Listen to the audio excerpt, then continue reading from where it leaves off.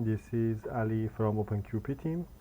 In this video, we will dive into how install OpenQP properly and what are the ways for installing it. As we mentioned before, the simplest way of using OpenQP might be saying pip install OpenQP, and when you do this, you can try to see if it's installed properly or not by running some tests. And as you can see, it's running the tests, so you can quit. The other way is like you can download the code or clone it exactly from GitHub, which I did, so I will not repeat it. When you clone, you will see something like this, the OpenQP folder. Then, based on your desire, you can choose how to compile it, like with OpenMP, OpenMP and MPI, or OpenMP and MPI when you use make instead of Ninja. Ninja is a little bit faster, which I usually use OpenMP. I don't need MPI. So you can simply try it like this. After you run your CMake, you will have a build file folder which you can install it using Ninja. Oh, yep.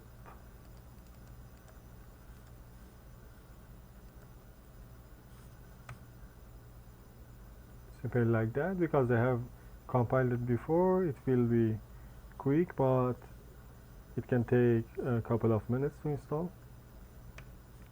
After that, you can go to PyOQP folder, say pip install, so you can install Python layer 2. So it's like this. Now it's done. After that, you can set your environments, like export the number of cores you want, LD library, and the OpenQP root. Now OpenQP is ready to use, so you can just test it, like to see if it works or not. It's running all the tests. So this is how you can use it, and if you wish to have other ways, you can go to our wiki here and installation.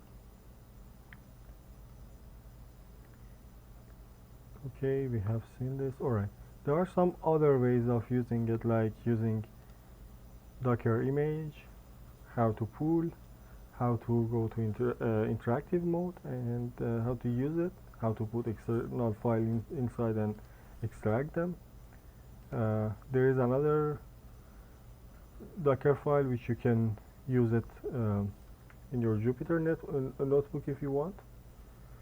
And yes, these are the ways that you can use OpenQP.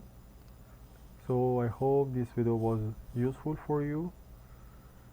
Please leave any question you have in comment section or issues page in our GitHub.